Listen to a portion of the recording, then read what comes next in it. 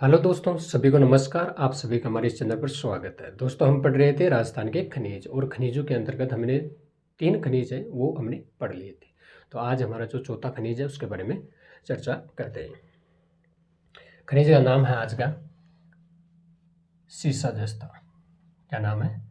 सीसा जस्ता।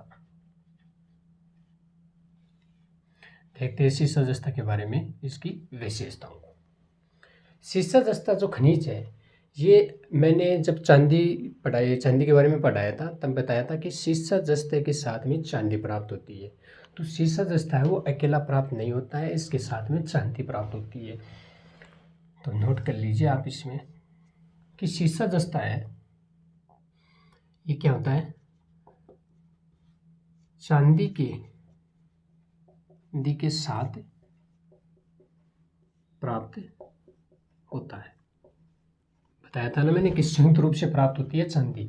तो चांदी संयुक्त रूप से प्राप्त होती है किसके साथ? सीसा जस्ता के साथ प्राप्त होती है। बात करते हैं इसके भंडारों की। जैसे राजस्थान में सीसा जस्ता के भंडार हैं, उनमें राजस्थान का कौन सा स्थान है? तो इसका प्रथम स्थान है। तो ये भी नोट कर लो आप कि राजस्थान का भंडारों की दृष्टि से स्थान कौन सा है जी? प्रथम स्थान है। कौन सा स्थान है? प्रथम स्थान। आगे बात करें हम इसमें, तो सीसा जस्ता ये कौन सी चट्टानों से प्राप्त होता है? सीसा जस्ता है ये कौन सी चट्टानों से प्राप्त होता है? तो ये अवसादी चट्टानों से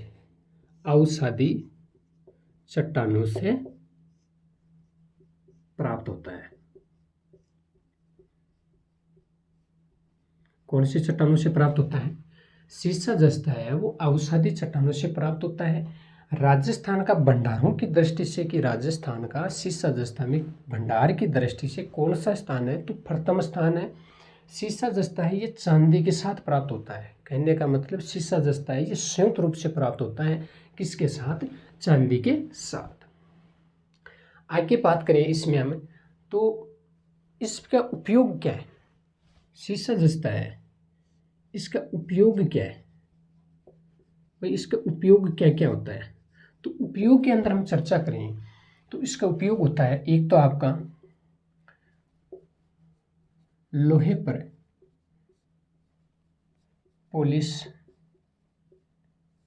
पॉलिश करने में। किस में होता है? लोहे में। जो लोहा है उसके ऊपर पॉलिश करने में होता है। दूसरा इसका उपयोग है एक तो रंग रोगन में। किसका? रंग रोगन में। तीसरा होता है इसका स्याही में भी इसका उपयोग किया जाता है। फिर आपका इसमें जो दवाइयाँ बनाई जाती है उसमें भी इसका उपयोग होता होगा, दवाइयों में। तो इसके कौन कौन से उपयोग हो गए? एक तो लोहे पर पॉलिश करने में, रंग रोगन में, स्याही में और दवाइयों में, ये इसके उपयोग है। अब बात बच गई हमारी सीसा जस्ता की जो प्राप्ति स्थल है कि सीसा जस्ता कहाँ से प्राप्त होता है, तो उनके बारे में चर्चा करते हैं। तो सीसा जस्ता के जो प्राप्ति स्थल है उनके देखते हैं। यहाँ पे देख लो, प्राप्ति स्थल कहाँ से प्राप्त होते हैं। तो देखें तो ये कहाँ से प्राप्त होते हैं भाई? स्थान तो प्रथम स्थान बता दिया कि राजस्थान का भंडारों की दृष्टि से स्थान तो प्रथम है, लेकिन ये प्राप्त कहाँ से होते हैं? तो प्राप्त होते हैं, आप इसमें नोट कीजिए। एक तो आपका जावर जो क्षेत्र है उदयपुर के अंदर, वहाँ से प्राप्त होता है। कहाँ से? जावर क्षेत्र उदयपुर से। एक तो आपका जावर क्षेत्र उदयपुर हो गया। एक रामपुरा आगूचा भीलवाड़ा है, वहाँ से भी होता है। रामपुरा आगूचा भीलवाड़ा से। एक आपका हो जाता है चौथ का बरवाड़ा,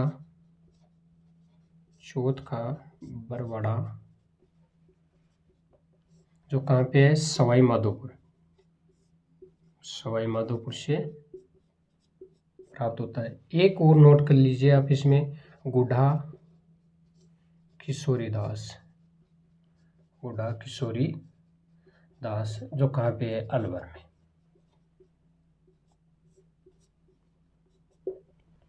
इन स्थानों से आपका शीर्ष दस्ता प्राप्त होता है। तो कौन कौन सी चर्चा की हमने, देखो शीर्ष दस्ता के बारे में हमने चर्चा की। चांदी के साथ में प्राप्त होता है, किसके साथ में प्राप्त होता है, चांदी के साथ में प्राप्त होता है। राजस्थान का शीर्ष दस्ता में भंडारों की दृष्टि से कौन सा स्थान है, तो प्रथम स्थान है। कौन सा स्थान है, प्रथम स्थान माना जाता है। कौन सी चट्टानों से प्राप्त होता है शीर्ष दस्ता, तो ये औषधि चट्टानों से प्राप्त होता है। कौन सी चट्टानों से प्राप्त होता है, औषधि चट्टानों से ये प्राप्त होता है। आगे बात करें शीर्ष दस्ते के उपयोग की, कि इसका उपयोग कहाँ कहाँ पे होता है। तो एक तो लोहे पर पॉलिश के लिए होता है, रंग रोगन में होता है, स्याही में होता है और दवाई में होता है। किन किन में होता है, लोहे पर पॉलिशिंग, जो पॉलिश करते हैं उसमें, रंग रोगन में होता है, स्याही में होता है, दवाइयों में होता है। आगे बात करते हैं प्राप्ति स्थल, कि शीर्ष दस्ता कौन कौन से स्थलों से प्राप्त हुआ है। तो एक है आपका जावर क्षेत्र जो उदयपुर में है, यहाँ से प्राप्त हुआ है। दूसरा है रामपुरा आगुचा जो भीलवाड़ा में, यहाँ से भी इसकी प्राप्ति हुई है। तीसरा है चौथ का बरवाड़ा सवाई माधोपुर, कहाँ पे है, सवाई माधोपुर में है चौथ का बरवाड़ा, यहाँ से भी यह प्राप्त हुआ है। आगे है गुड्ढा किशोरी दास जो कहाँ पे है जी, अलवर में, कहाँ पे है।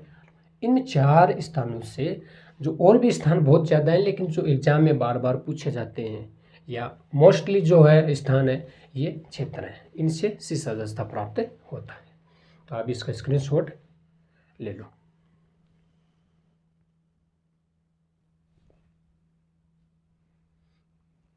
हाँ जी, ले लिया इसका स्क्रीनशॉट। अब हम आगे दूसरे धातु की बात करते हैं। देखो अब हमारा जो धातु है दूसरा वो रहेगा टंगस्टन। कौन सा है, टंगस्टन। टंगस्टन के बारे में यहाँ पे चर्चा करते हैं।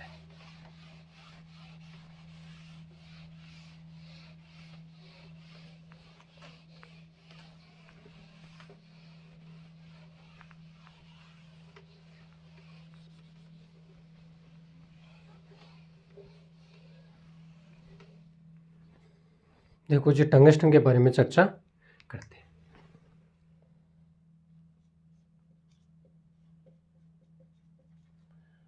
धातु का नाम क्या है, टंगस्टन।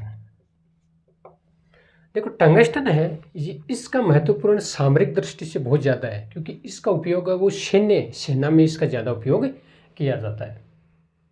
दूसरी इसकी बात करें तो इसका एक एस्क है, उसका नाम है वुल्फ्रेमाइट। टंगस्टन का जो एस्क है उसका नाम है वुल्फ्रेमाइट।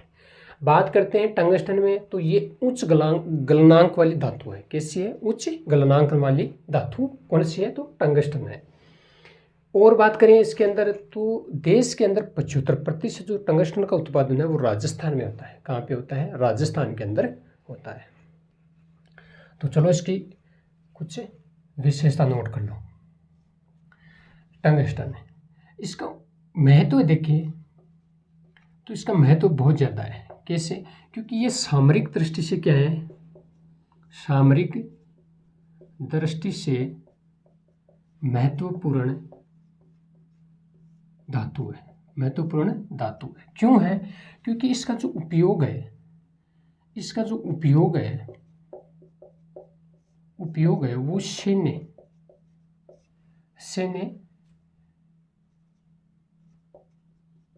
सैन्य उपयोग में होता है। किसमें होता है, कि जो टंगस्टन धातु है आपकी, इसका महत्व है वो सामरिक दृष्टि से बहुत ज़्यादा है। इसका महत्व है क्योंकि इसका उपयोग है सैन्य उपयोग में, इसका उपयोग सबसे ज़्यादा होता है। बात की हमने इसके एस्क की, कि इसका एस्क कौन सा है। तो टंगस्टन का जो एस्क है उसका नाम क्या है, तो उसका नाम है वुल्फ्रेमाइट। क्या नाम है, वुल्फ्रेमाइट। वुल्फ्रेमाइट है वो इसका एस्क है। किसका है, टंगस्टन का। फिर बात की हमने आगे एक चीज़ की ओर, कि जो टंगस्टन है इसका सर्वाधिक उत्पादन है देश में, वो कहाँ पे होता है, राजस्थान में। तो ये भी नोट कर लो कि टंगस्टन का सर्वाधिक, देश में सर्वाधिक उत्पादन कहाँ पे कौन सा राज्य करता है, तो राजस्थान। कौन सा, राजस्थान में टंगस्टन का सर्वाधिक उत्पादन होता है। ये 75% उत्पादन है और राजस्थान के अंदर होता है। आगे चर्चा करें तो ये क्या है, एक उच्च गलनांक वाली धातु है, उच्च गलनांक वाली धातु है। कैसी धातु है? उच्च गलनांक वाली धातु है। कौन सी धातु है? टंगस्टन। अब एक चीज रहेगी इसके अंदर कि जो टंगस्टन है इसके जो प्राप्ति स्थल है वो कौन कौन से हैं, तो उनके बारे में चर्चा करते हैं। तो इसके जो प्राप्ति स्थल है वो कौन कौन से हैं, तो उनके बारे में चर्चा देखते हैं। देखो प्राप्ति स्थलों में देखें तो एक तो हो जाएगा आपका डेगाना। कौन सा हो जाएगा? डेगाना भाकरी, जो कहाँ पे? डेगाना भाकरी क्षेत्र है आपका नागौर में। कहाँ पे है जी? डेगाना भाकरी क्षेत्र है वो नागौर में है। दूसरे की बात करें तो एक हो जाएगा वालदा, वालदा और आबू। ये कहाँ पे हैं? तो ये है सिरोही में। कहाँ पे है? सिरोही में। तीसरे की बात करें एक स्थान की ओर तो एक आ जाता है नाना कराब। नाना कराब जो है पाली में। कहाँ पे है जी? पाली में। ये इसके क्या है जी? प्राप्ति स्थल है। क्या क्या बात की हमने इसमें? टंगस्टन में क्या क्या बात की? टंगस्टन में बात की इसके महत्व की। टंगस्टन है इसका महत्व है वो किसकी दृष्टि से? सामरिक दृष्टि से महत्वपूर्ण धातु है। कैसी धातु है? सामरिक दृष्टि से महत्वपूर्ण धातु है। क्यों है? क्योंकि इसका सेना में उपयोग ज़्यादा होता है, सेना में इसका उपयोग ज़्यादा होता है। टंगस्टन का एस्क की बात की तो टंगस्टन का जो एस्क है वो वुल्फ्रेमाइट है। क्या है? वुल्फ्रेमाइट। वुल्फ्रेमाइट है वो टंगस्टन का क्या है जी? एस्क है।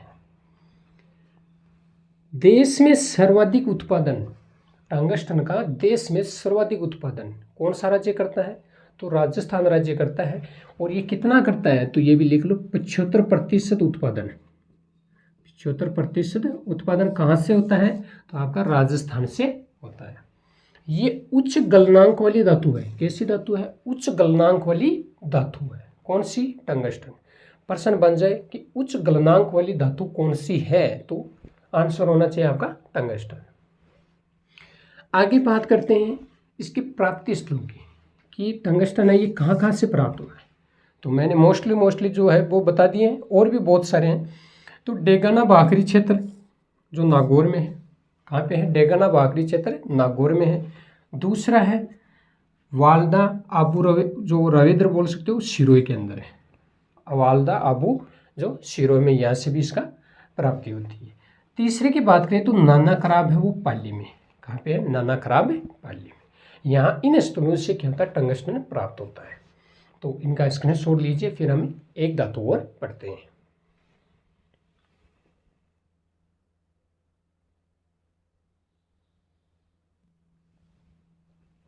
चलो अब हम आगे और धातु की बात करते हैं। एक धातु का नाम रहेगा हमारा अब अभ्रक। क्या नाम है? अभ्रक। अभ्रक के बारे में चर्चा करेंगे अब। देखो अभ्रक है ये आग्नेय और कायांतरित दोनों चट्टानों में पाया जाता है। कौन सी चट्टानों में? आग्नेय और कायांतरित दोनों चट्टानों में पाया जाता है। और ये क्या था? पूर्णतः तापरोधक भी होता है, ध्वनिरोधक भी होता है और विद्युत रोधक भी होता है। इसके उपयोग की बात करें तो इसका उपयोग है वो आपका दवाई के निर्माण में होता है एक तो, और एक होता है इसका ताप भट्टियों में और इलेक्ट्रॉनिक्स में भी इसका उपयोग होता है। भंडार और उत्पादन की दृष्टि से देखें तो राजस्थान का इसका दूसरा स्थान है। और इसके जो प्राप्ति स्थल है वो जैसे आपके आगूचा है भीलवाड़ा के अंदर है, और सरवाड़ा है, और एक आपका भगतपुर है ये उदयपुर में है। ये इसके प्राप्ति स्थल है। एक आमेट राजसमंद है। तो हेडिंग लगाइए अभ्रक। कौन सी धातु? अभ्रक धातु। देखो अभ्रक धातु के अंदर देखते हैं कौन से चट्टानों से प्राप्त होता है।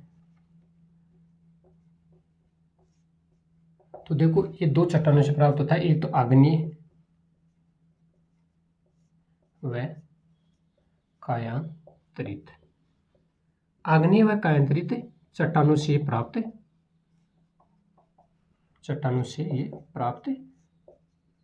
होता है।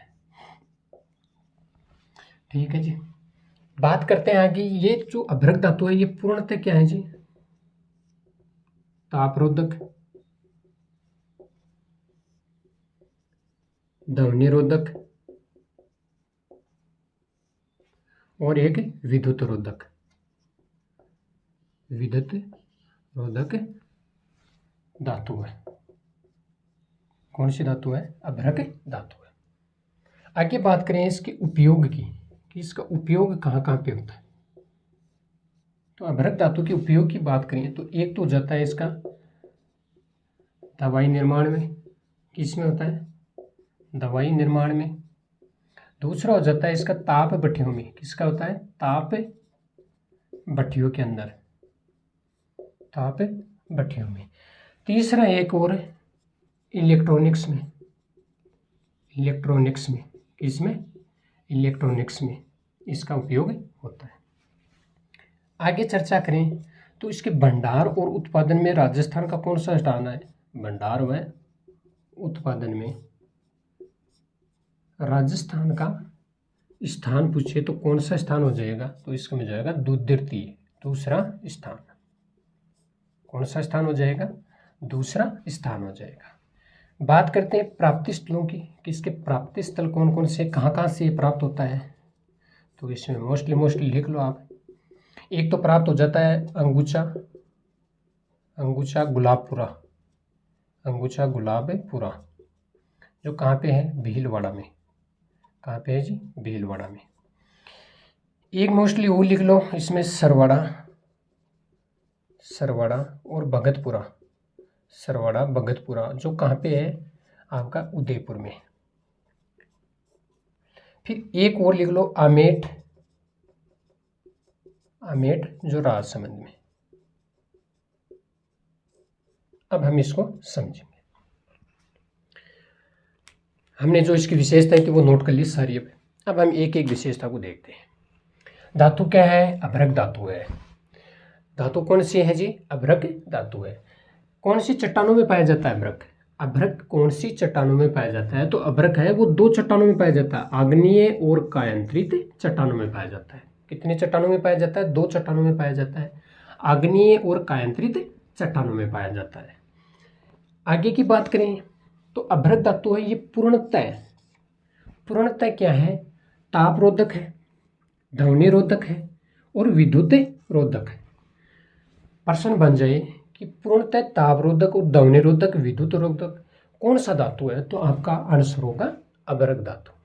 तो पूर्णतः तापरोधक, ध्वनिरोधक, विद्युत रोधक धातु कौन सा है? तो अभ्रक धातु है। कौन सी चट्टानों से प्राप्त होता है? आग्नेय और कायांतरित चट्टानों से प्राप्त होता है। बात करते हैं इसके उपयोग की, कि अभ्रक धातु का उपयोग कहाँ कहाँ पे होता है। तो इसके उपयोग की बात करें तो एक तो होता है इसका दवाई निर्माण में। किसमें होता है? दवाई के निर्माण में। दूसरा होता है ताप की जो भट्टियाँ हैं उनमें इसका उपयोग होता है। तीसरा है इसमें इलेक्ट्रॉनिक्स में। किसमें होता है? इलेक्ट्रॉनिक्स में इसका उपयोग होता है। तो इसका उपयोग कहाँ कहाँ पे होता है? दवाई निर्माण में, ताप भट्टियों में और इलेक्ट्रॉनिक्स में इसका उपयोग होता है। आगे चर्चा करें इसमें तो अभ्रक के उत्पादन और भंडारण में राजस्थान का कौन सा स्थान है? तो उत्पादन और भंडारण में देखें तो राजस्थान का स्थान की बात करें तो इसका दूसरा स्थान है। कौन सा स्थान है? दूसरा स्थान। अभ्रक के भंडार और उत्पादन में राजस्थान के स्थान की बात करें तो कौन सा स्थान है? दूसरा स्थान है। फिर बात करते हैं अभ्रक की जो प्राप्ति स्थल है, कि ये कहाँ कहाँ से प्राप्त हुआ है। तो इसके मोस्टली देखें तो एक तो आ जाता है अंगुचा गुलाबपुरा, जो भीलवाड़ा में। कहाँ पे है? अंगुचा गुलाबपुरा भीलवाड़ा से प्राप्त होता है। दूसरा है सरवाड़ा भगतपुरा, जो उदयपुर से प्राप्त होता है। कहाँ से? सरवाड़ा भगतपुरा उदयपुर में, यहाँ से प्राप्त होता है। तीसरा कहाँ है? आमेट राजसमंद से। कहाँ से? आमेट राजसमंद से। तो इसके प्राप्ति स्थल कौन कौन से हो गए?